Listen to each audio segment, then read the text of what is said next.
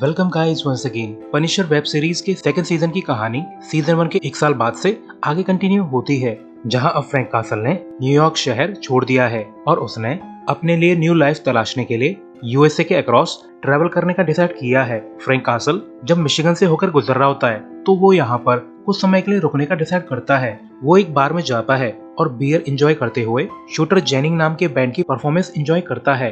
यही बार में Frank castle का सामना एमी बेंडिक्स नाम की एक लड़की से होता है, जो कि फ्रैंक कासल को थोड़ा बहुत टीज करके अपनी सीट पे बैठ जाती है।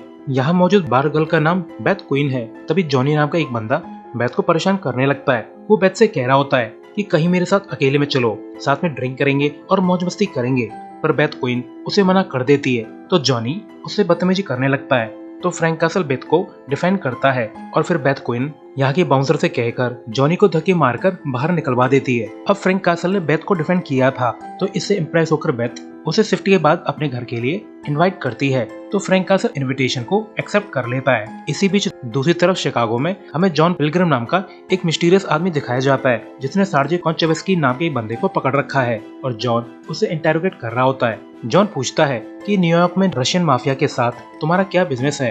तभी सार्जी के नंबर पे एमी बेंडिक्स का कॉल आता है। जॉन सार्जी को फोन को लाउड स्पीकर पे करने को कहता है। एमी सार्जी को इन्फॉर्म करती है कि फियोना और उसके ग्रुप को बेरहमी से मार दिया गया है, पर जिन फोटोज के लिए तुमने हमें पे किया है वो फिलहाल मेरे पास मौजूद हैं। और यही सब बातें जॉन भी सुन रहा होता है। वो सार्जी से कहता है कि एमी बेंडिक्स के साथ मीटिंग सेट करो और सार्जी ऐसा ही करता है। एमी सार्जी को अपनी करंट लोकेशन बता देती है और कहती है कि मैं पैसों के बदले वो फोटोज तो मैं हैंडओवर कर दूंगी। इसके बाद जॉन पिलग्रिम सार्जी कॉन्चेवेस्की को मार देता है और अपने गुंडों को ऑर्डर देता है कि जाकर एमी बेंडिक्स को ढूंढो और मुझ तक ले आओ। वहीं दूसरी तरफ शिफ्ट के बाद बेथ क्वीन के साथ फ्रैंक कासल उसके घर तक पहुंच जाता है। बेथ फ्रैंक कासल को अपने बैकग्राउंड के बारे में और अपने बेटे रेक्स के बारे में बताती है। इसके बाद फ्रैंक कासल बेथ के साथ नाइट स्पेंड करता है और दोनों ही एक दूसरे की कंपनी को काफी एंजॉय कर रहे होते हैं। फ्रैंक कासल बेथ को अपनी ट्रू आइडेंटिटी रिवील कर देता है और ये भी बताता है कि उसकी फैमिली को ब्रूटली मार दिया गया था। Next morning Beth Frank castle को उसके मोटल तक ड्रॉप करने आती है, जहां वो स्टे कर रहा है।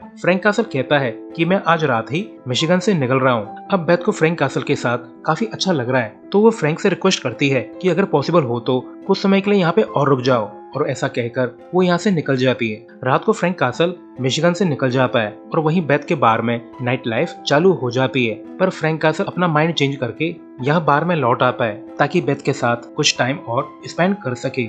वहीं एक मोटल में एमी बेंडिक्स चुपचाप एक कमरे में घुस जाती है और कुछ घंटे रेस्ट करने के बाद जब वो वहाँ से निकलती है तो यहाँ की एक स्टाफ उसे रोकने की कोशिश करती है, पर एमी बेंडिक्स जल्दी से यहाँ से निकल जाती है और बेथ क्वीन वाले बार तक पहुँच जाती है और फिर बेसब्री से सार्जी का वेट करने लगती है। पर तभी यहाँ पर जॉन पिलग्रिम के गुंडे आ जाते हैं और एमी बेंडिक्स को ढूंढने लगते हैं। इन गुंडों की लीडर ऑलिन नाम की एक हॉट एंड स्ट्रॉन्ग बंदी है। इन्हें देखकर एमी बेंडिक्स को खतरे का अंदाजा हो जाता है, तो वो बाथरूम में पहुंचकर विंडो से बाहर अपना बैग गिराकर बाहर भागने की कोशिश करती है, पर तभी ऑलिन के लोग उसे दबोच लेते हैं और उसे पीटने लगते हैं। वहीं बाहर बार में फ्रैंक कासल को गड़बड़ का अंदाजा हो चुका था, तो वो बाथरूम तक पहुंच जाता है, जहां ऑलिन का एक आदमी उसे अंदर जाने से रोक रहा होता है। तो ये देखकर फ्रैंक कासल श्योर हो जाता है कि 100% कुछ गड़बड़ है और एमी बेंडिक्स खतरे में है। फ्रैंक कासल उसे नॉकडाउन करके अंदर पहुंचकर बड़ी आसानी से एक एक करके ज्यादातर अटैकर्स को ढेर कर देता है और कुछ बेहोश हो जाते हैं। और ये सब देखकर एमी बेंडिक्स काफी घबरा जाती है। वो फ्रैंक कासल को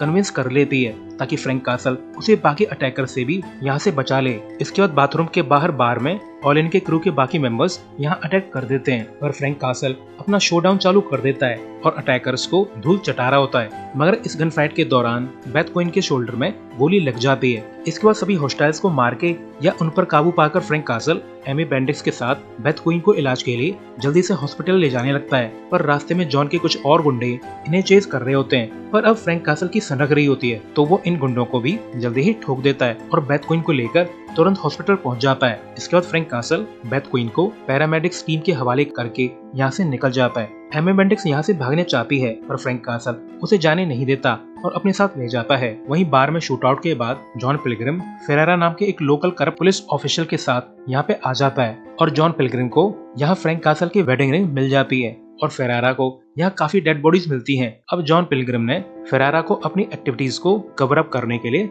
यहाँ पे बुलाया है, पर यहाँ का सीन देखकर फेरारा कहता है कि इसे कवर करना आसान नहीं है। इसके बाद इन्हें सीसीटीवी फुटेज में फ्रैंक कासल दिख जाता है हालांकि ये लोग उसे जानते नहीं है। फुटेज देखकर पिलग्रिम एडमिट करता है कि यह आदमी जो भी है, इसकी फाइटिंग स्किल काफी गजब की है, मानो ये कोई अनलिस्ड बीस्ट हो और इसे ढूंढना काफी टफ हो सकता है। जॉन कहता है कि जल्दी से इस आदमी को और एमी बेंडिक्स को ढूंढो और साथ में ही लोकल पुलिस फोर्स को भी इस मैटर से दूर रखो और अगर जरूरत पड़े तो इस शूट आउट को एक टर्फ वॉर रिपोर्ट कर देना। वहीं दूसरी तरफ न्यूयॉर्क में हमें एक हॉस्पिटल का सीन दिखाया जाता है जहां बिली रूसो एडमिट है और वो फिलहाल कोमा में है और उसकी कई बार सर्जरीज हो चुकी हैं और डीना बदानी उसे अक्सर देखने आती है। डीना बदानी को रूसो के होश में आने का इंतजार है क्योंकि उससे डीना बदानी को कुछ हिसाब करना बाकी है। जब डीना बदानी एक बार रूसो को विजिट करके चली जाती है तभी रूसो कोमा से बाहर आ जाता है। वहीं दूसरी तरफ फ्रैंक कासल मिशिगन छोड़कर ओहियो में लार्कविल नाम की जगह पे पहुंच जाता है जहां फ्रैंक कासल के कहने पर एमी बेंडिक्स एक होटल में स्टे करने के लिए रूम बुक करती है। रूम में पहुंचने के बाद फ्रैंक कासल एमी बेंडिक्स को बाथरूम ले जाता है और गोली निकालने को कहता है। दरअसल हाल फिलहाल में हुई शूट आउट में एक बुलेट फ्रैंक कासल के बैक में घुस गई थी और अब ये करना एमी बेंडिक्स को काफी डिस्गस्टिंग लग रहा होता है, पर फ्रैंक के फोर्स करने पर वो बुलेट को निकाल के स्टिचेस लगा देती है। अब फ्रैंक कासल ने रात भर ड्राइविंग की थी तो वो कुछ देर सोकर रिचार्ज होना चाह रहा है, तो कहीं एमी बेंडिक्स यहाँ से भाग न जाए तो फ्रैंक कासल उसे बेड से ही बांध देता है और उसके मुंह पे टेप लगाकर मस्त सो जाता है। वहीं दूसरी तरफ डीना बदानी बिली रूसो को फिर से विजिट करने आती है और इस बार उसे रूसो होश में मिलता है और डीना बदानी को ये जानकर बहुत ज्यादा ताजुब होता है कि बिली रूसो नहीं जानता कि डीना बदानी कौन है और वो उसे पहचान नहीं रहा है और इससे डीना बदानी को लग रहा है कि रूसो नाटक कर रहा है। पर तभी यहाँ पर डॉक्टर क्रिस्टा डुमोंट आ जाती है जो कि बिली रूसो को ट्रीट कर रही है। डीना डॉक्टर से कहती है कि रूसो ने बहुत सारे क्राइम्स किए हैं और उनके मुकदमे से बचने के लिए ये याददाश्त जाने का नाटक कर रहा है। तो डॉक्टर रूसो को डिफेंड करते हुए कहती है कि रूसो को काफी फेटल इंजरीज हुई हैं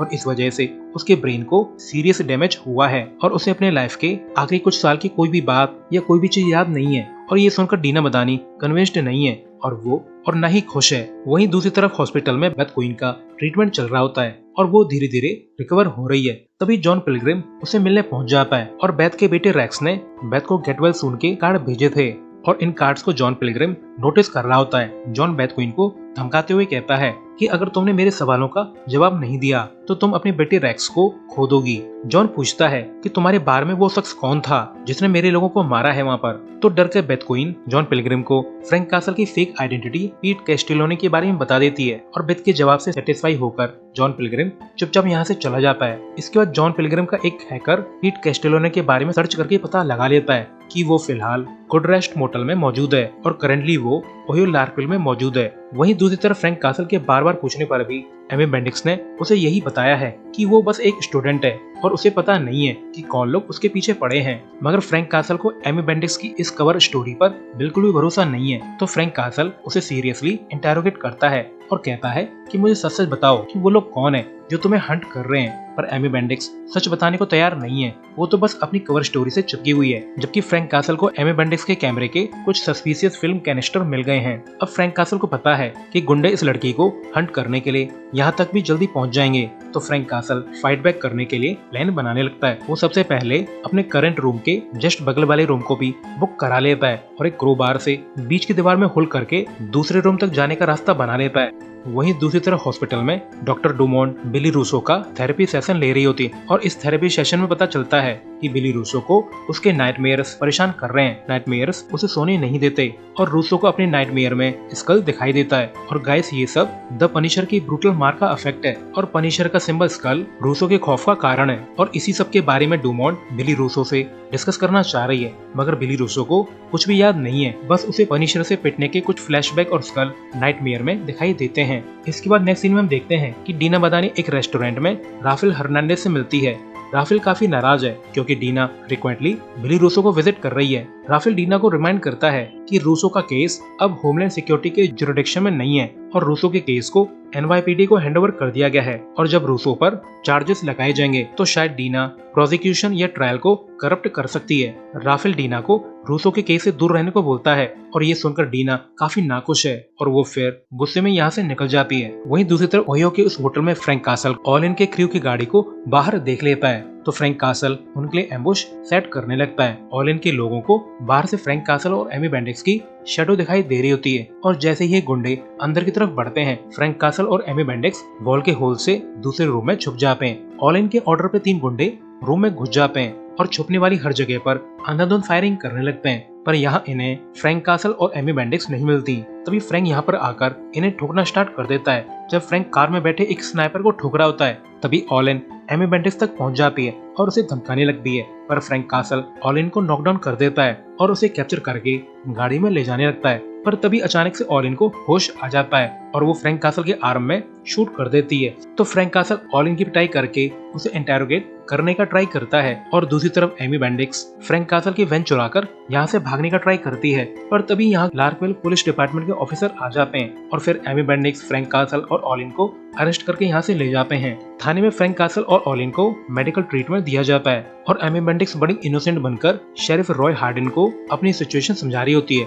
एमी बेंडिक्स बताती है कि फ्रैंक कासल ने उसे किडनैप किया हुआ है, पर रॉय हार्डिन पूरी सिचुएशन को लेकर काफी स्केप्टिकल है और वो डिसाइड करता है कि वो इन तीनों को यही थाने में बंद रखेगा। और फिर हार्डिन इन तीनों के रिकॉर्ड को सिस्टम में फीड करवा देता है। मगर इसके बाद जॉन पिलग्रिम का हैकर जॉन को बताता है कि ऑलिन और उसके टारगेट को अरेस्ट कर लिया गया है। वहीं फ्रैंक कासल हेल्प के लिए डीना मदानी को कॉल करता है, मगर डीना मदानी फिर से फ्रैंक कासल के चक्कर में पड़ना नहीं चाहती, तो वो फ्रैंक कासल को हेल्प करने से इनकार कर देती है। रॉय हार्डिन फ्रैंक कासल से कहता है कि तुम पर 4 मर्डर के चार्जेस हैं, तो बेहतर होगा कि मुझे पूरी सिचुएशन समझाओ। पर फ्रैंक कासल कहता है कि हमें जाने दो, वरना तुम लोगों की जान भी खतरे में पड़ जाएगी और जो लोग हमारे पीछे पड़े हैं वो तुम्हें भी नुकसान पहुंचा सकते हैं। पर रॉय हार्डिन इस बात को इग्नोर कर देता है। पर गाइस, फ्रैंक कासल बिल्कुल सही है। जॉन पिलग्रिम इस पुलिस स्टेशन के बाहर तक पहुंच चुका है ताकि वो अपने टारगेट्स को ठिकाने लगाकर अपने मिशन को पूरा कर सके। अब एमी बेंडिक्स के पास मौजूद फोटोज का क्या चक्कर है और जॉन पिलग्रिम का क्या मिशन है, इसके बारे में